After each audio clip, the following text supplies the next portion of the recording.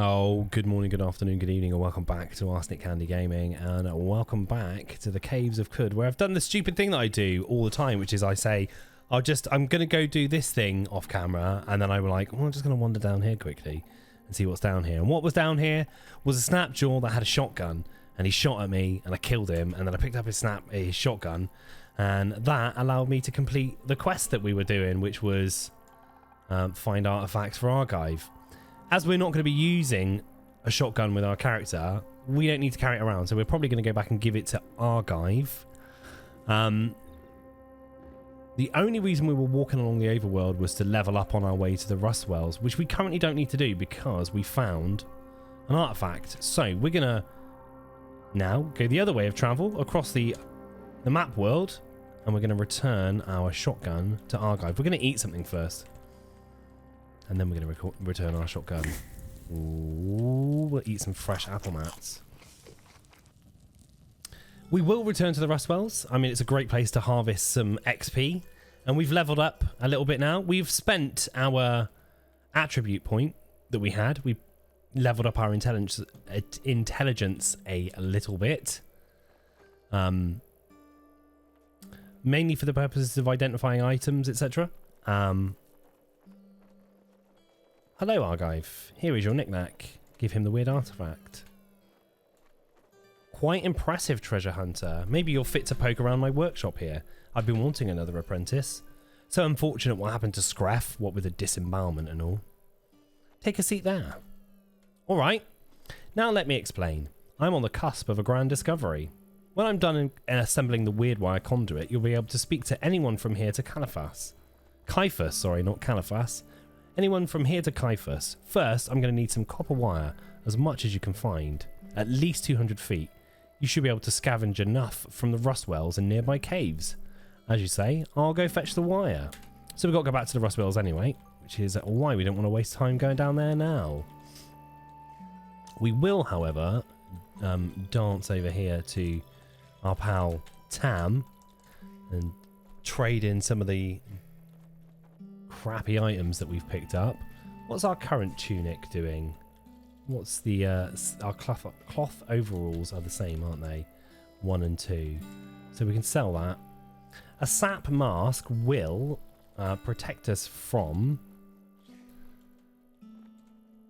a thick piece of burlap impregnated with vinewood sap, helping to protect against noxious gas and vapor. I don't know if it actually does. I've never actually tested, but we're gonna wear it anyway, just as a precautionary measure.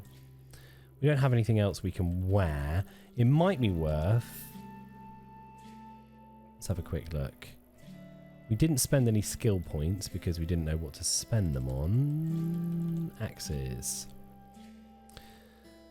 Axe proficiency. We could take axe proficiency. We could take. Oh.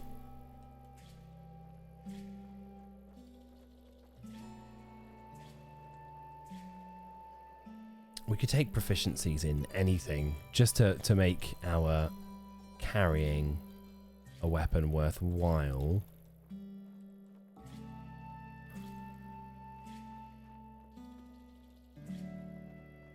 I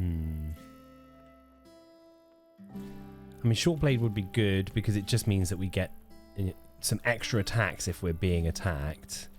We don't have any cudgel skills. And we're not going to be spending any money on strength or agility at all. We're not ever going to level it up.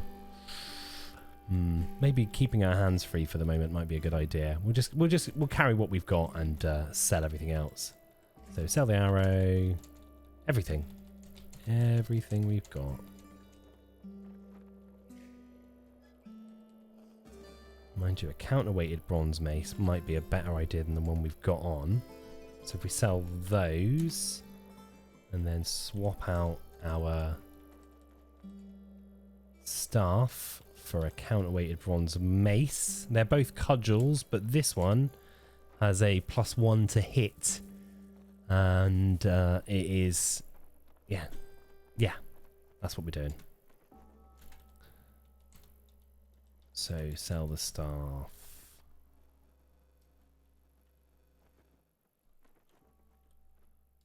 Cheers, boss man. From there, we're going to head back towards the Rustwells. I think we're just going to dive straight into the Rustwells this time. Who is this? This leech. He is not friendly. He needs to die. In fact, none of these guys are friendly. Are the baboons not friendly either? The baboons are not friendly. Are they not friendly against us because of us, or because they're not friendly against us? That sucks. Because we're probably going to suffer for that. Here.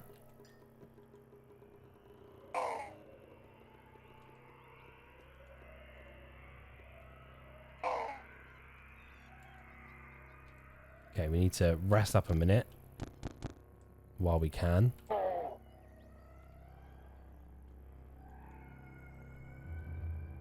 He's injured.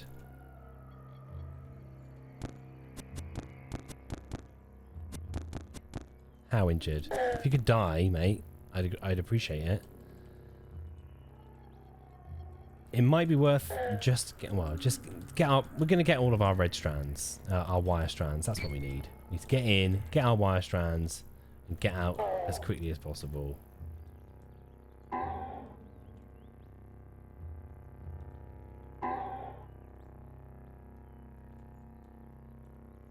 Run away for the moment. We got impaled by a annoying young ivory.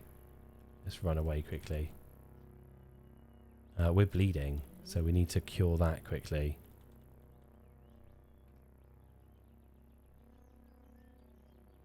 There's a snapjawed... Oh, our friend, the snapjawed warlord, is fighting to the west.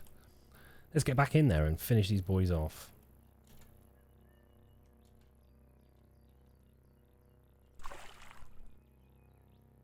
Copper wire. We need more charges on our lays. I mean, that would be really helpful for us. Hopefully we can get around the rest of this with little bother.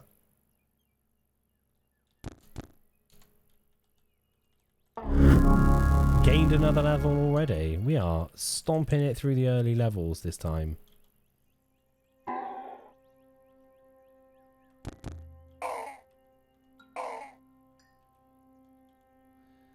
The good thing about our mental abilities is that they're directly impacted by our current level. However, I think we've reached a maximum with that.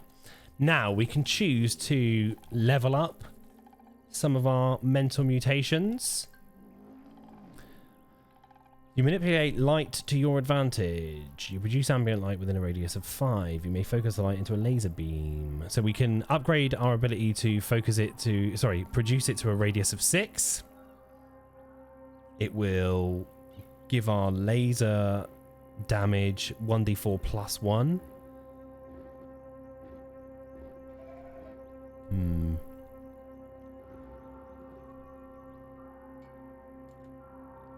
Sunder Mind will give us damage increments 1d4 plus 1.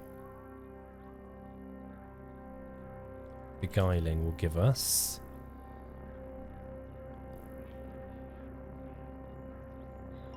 it will give them plus 20 bonus hit points to the creature that we beguile.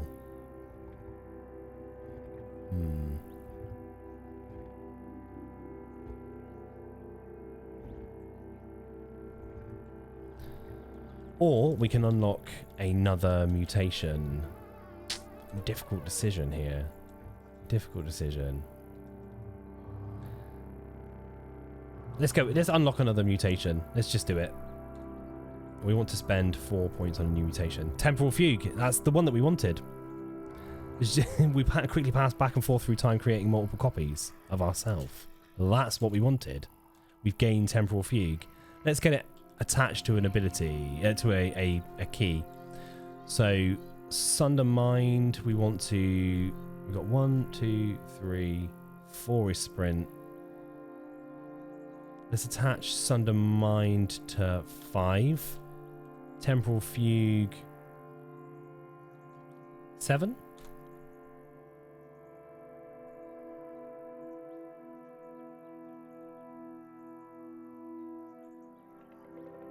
Good. All good.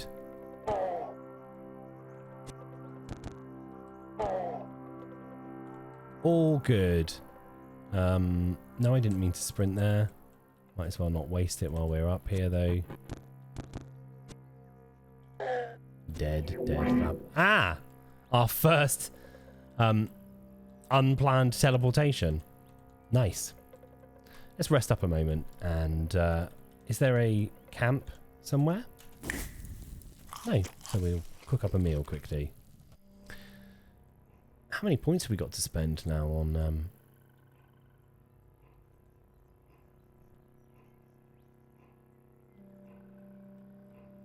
on skills? Cooking and gathering. So we can prepare meals, which allows us to use ingredients that we gather to cook with. And we can also take butchery, which would give us the ability to harvest usable animal parts. So we're not just using plants. We can also invest more money into our persuasion skills, so we can stare down nearby opponents, send them running in terror, berate, shame a nearby creature for 6d6 rounds, giving it a -4 penalty to DV to hit, ego, willpower, and a penalty to quickness. Snake oiler. For the purposes of bartering, our ego is treated as if it was 4 points higher.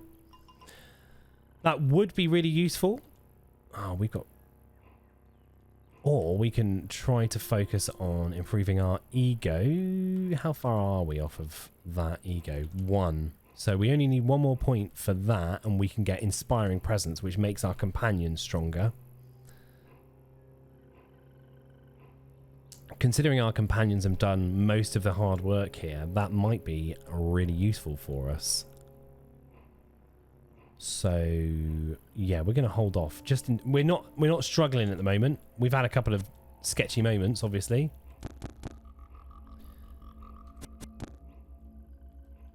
Die, you little prick. If we find a high rank Snapjaw, we're probably going to try and get him to join us.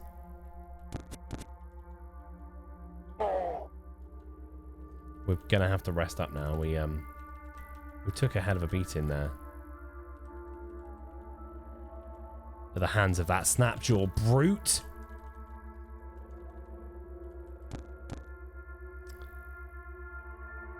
His iron mace is rusted. Gonna have to get him a new weapon now, aren't we?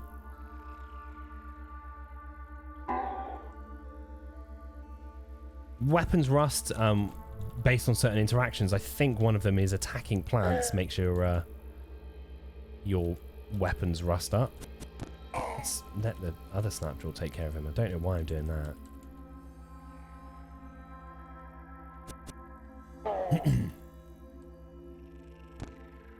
He's got a lacquered bronze dagger. Let's get that. Wide-brimmed hat. What does that do? Is it ego? No. It's just a fancy hat. Which we don't really need. We just need copper wire. That's all we're here for. If more people were carrying copper wire, the happier I would be. That gives us cold resistance, but reduces our dodge. Currently, we're not experiencing any effects of the cold, but we will pick it up just in case we do. Die. Pudzo.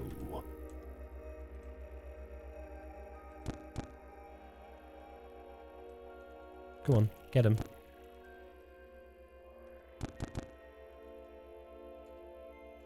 Hopefully, we should finish this off relatively quickly now. It seems to be going quite well here down in the caves. The rust wells. There's an area here we haven't explored yet. But for the most part, we're good. Bagger off. Let's get away from these young ivories before they cause problems. He's been impaled. Please don't die, mate. Please don't die. Rest up. Are you bleeding? He's beguiled. He's not bleeding. He's good.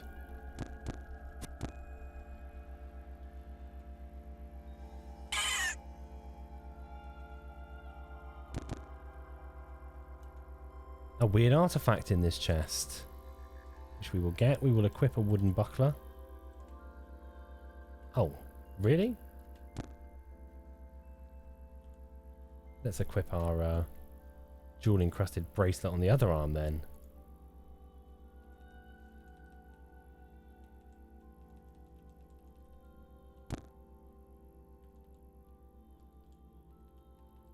We got grabbed there by a little plant friend, but that's okay. We managed to survive with no real worries.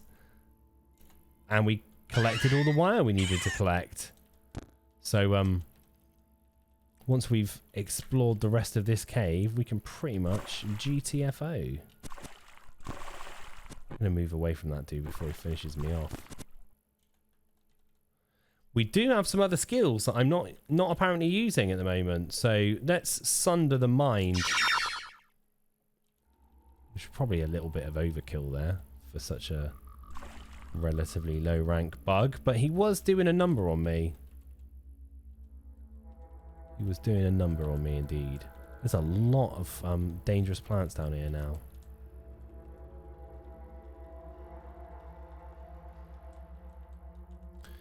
We're hoping that we find a decent chest that will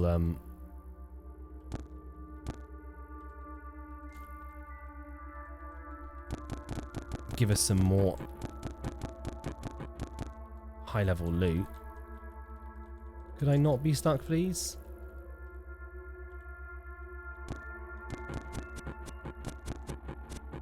Good, thanks very much. We'll go down one more floor. I'm going to say that repeatedly until I give up. Oh, cool. This guy is almost certainly going to ravage me if I stick around.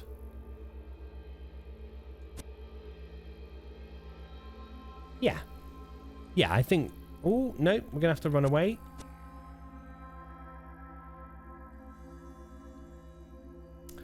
Sunder mind? Let's sunder his mind and see if that is effective.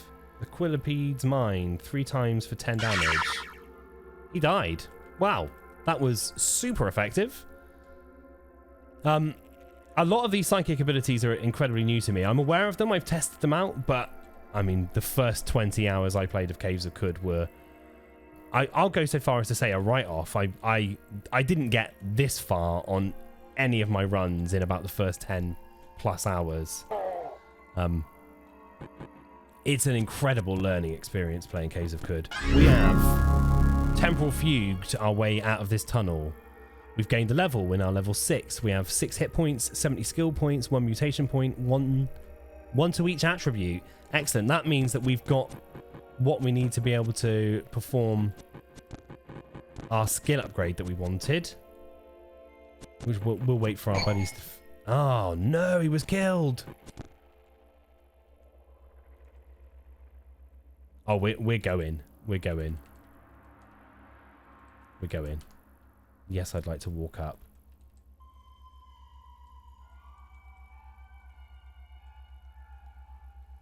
Is he still about? That's a shame.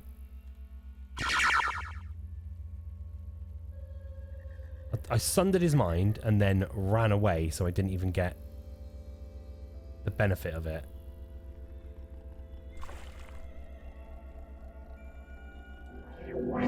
Cool. Hopefully we're out of combat now. It's time to leave, boys. It's time to leave. Let's do a quick level up of our inspiring presence. We embolden our companions. Yes. Yes. Yes. There we go. We have some stronger companions now. We have increased ego. We have increased willpower. We have decent intelligence. Let's see if we can level something else up. What level are we now? We're level 6. Sunder Mind is doing the work. Temporal Fugue is creating 2 copies. We can create 3 copies if we level that up 1. Sunder Mind, we're doing 1d4 plus 1. We can do 1d3 plus 2.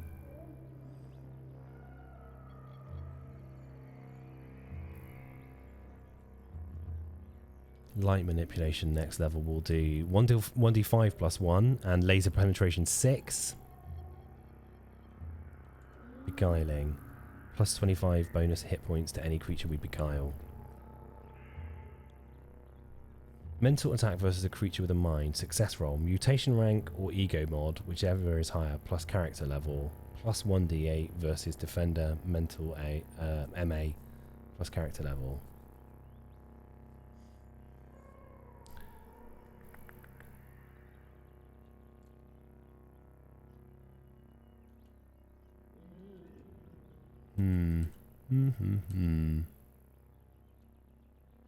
Well, I'm tempted by Sundermind. I'm tempted by Temporal Fugue. But we've yet to actually need any of those to be stronger than they currently are. So let's tail between our legs, go back and talk to our friend Argive again, back here in town. We've got some information down there in the bottom right that says Elder Iridad has restocked his inventory. Argive has restocked his inventory. Great news. So we've got some more junk that we can purchase. Let's talk to our friend Argive first. The wire! Give it to me! Yes, yes. Wire. Beautiful wire. Oh, before I forget or cease to care, I repaired an old recoiler for you. Use it whenever you wish to return to Joppa quickly. And now give me a few minutes alone to attach this wire. I will return. We received a Joppa recoiler. Joppa recoiler is a teleporter which allows us to teleport directly back to a given location. In this case, Joppa, as you may well have guessed. Eat some fresh apple mats. Do we have any more water ritual stuff we can do? We don't have any secrets to tell him at the moment. No good. Anything that you might be interested in? No. We haven't learned a lot of knowledge about Joppa, though we have only been backwards and forwards to the Rustwell a couple of times. So, oh, we've got a weird artifact that we should probably inspect. It's a grenade. So at the moment, this weird artifact, when we look at it, is worth 126. Which is not a significant amount. If we examine it, will it be worth more because we have a knowledge of what it is?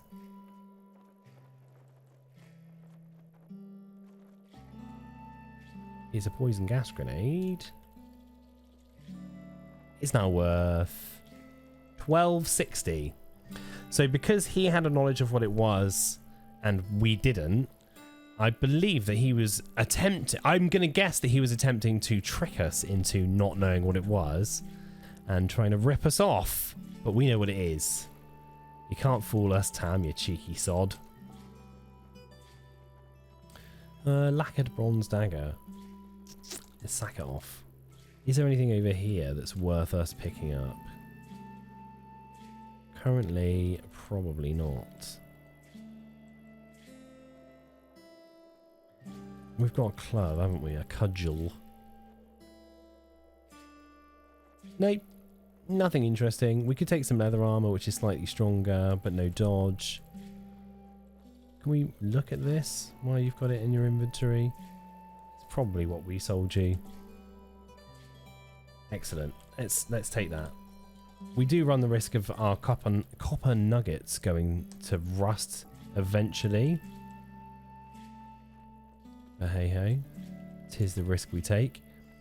It's working. Genius. They said it couldn't be done. They said I was mad. They were all... What's this? What is that? Wait, it's repeating itself. Argive mumbles to himself for several minutes. Apprentice, come here. Something very strange has happened. The conduit is picking up a signal, some sort of repeating transmission. I cannot decipher it, however I lack crypto-gull eggs and, well, never you mind. I have a great task for you, my apprentice. Do you accept it? Can I know what it is first? Very well. You must seek out Barathrum the Old. He is the eldest and wisest tinker alive. He lives with his followers, the Barathrumites, in the cavern called Gritgate to the northeast, among the ruins of Cud. He will know what to make of this signal. Who are they? They are disciples of Barathrum. Mostly they are Urshib, like their mentor. Mutant albino cave bears, with quills to boot. 1,000 years ago, Barathrum and his kin crossed the Homs Delta in the heart of Cud. He has spent centuries fiddling with the tokens of antiquity in his underground workshops. If he cannot decipher the signal, no one can. I accept your task, Argive. Splendid, apprentice, splendid. I've recorded the signal onto this disc. You'll need to guard it with your life, I'm afraid. Also, I'll need to rig up a droid scrambler for you. The Barathromites have programmed several way droids to guard the approach to Gritgate. With the scrambler, you'll have no need to worry about them. Wait there. Argive mumbles to himself for several minutes. There you go. Now off with you. May you live long enough to do my bidding. Away, away. Farewell, Argive. We've received the droid scrambler and a stamped data disk and a new mission. And we're going to do whatever trading we can do here. These data disks are normally going to give us some information about recipes that we can learn. But because we are not intelligent enough, we don't know what they are. So they're no good to us. And probably because we don't have the skill to read the data disks, do we? That would be under tinkering. I can't see us ever having 25 intelligence to reverse engineer. We might get so high as 17. 19 might be pushing it. 19 might be pushing it. But we're focusing on our ego and our willpower. There might be other ways that we can get stuff done without needing the intelligence. I'm not too fussed about it. It's something that we use normally, and we end up carrying around a bunch of parts that we never do anything with. With our ego so high, I'm hoping that we're going to be able to purchase any items that we want rather than having to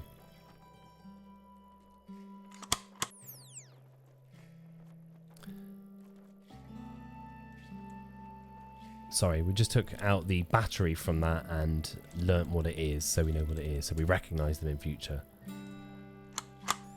Yeah, I'm hoping that we'll have our high ego will mean that we can buy the things that we want really cheap rather than having to build them, etc. I mean, I normally end up with drams and drams of water that I never use, filling up chest after chest in the middle of Joppa with excess water. We're not going to do that this time. We're going to use it. We're going to spend it. We're going to make everybody our friend. I say friend. I'm going to make them do stuff that I want them to do. Because I'm an arse with my religious garb upon me. There are a couple of things that I forgot in the previous episode. When you start in Joppa, or anywhere for that matter, I think, we have here the statue of a sultan. The world before Caves of Khud is a world that was run by 6 sultans, I believe. One of them is Reshef, the final of the sultans. If you look upon his shrine, the shrine depicts a significant event from the life of the ancient sultan Reshef. Reshef cleansed the Martians of the plagues of the gear and taught Abram to sow water vine along its fertile tracks. That gives us a piece of information about sultans. Information is good currency. You can use it to exchange in water rituals. You can use it for handing in at the 6-day stilt in exchange for XP, which is really like Reshef law that we just learnt there. That's what it exists for, is to trade in at the 6-day stilt. There are other informations that you can learn about any of the sultans. The sultans are randomized every time you play Caves of Khud. Apart from Reshef. Reshef is a consistent. I'm not sure if there are several others that are consistent, but you get a random 6 main. You get a random 5 sultans. Shrine to Artala Taifa, the circuit board caller. The shrine depicts a significant event from the life of the ancient sultan Tafa. Arti. Deep in the wilds of the hammer-worshipping precinct of Dakamor, Arti stumbled upon a clan of dogs performing a secret ritual. Because of his commanding visage, they furiously rebuked him and declared him a villain to their kind. So we have the location of the Durkamore Hammerfold. So there's a village where they worship hammers, apparently. Or have a lot to do with hammers. But that's the second sultan. You'll always find a statue to the second sultan above your starting village, to my knowledge. If that is Joppa, definitely. But there we will call it a day. I've had a bloody marvellous adventure as always, and you've been bloody marvellous. Don't forget to like, comment and subscribe and all that other wonderful stuff. And I will catch you on the next episode of the Caves of Khud, where we're going to blow up someone's head. You take care now. Bye-bye.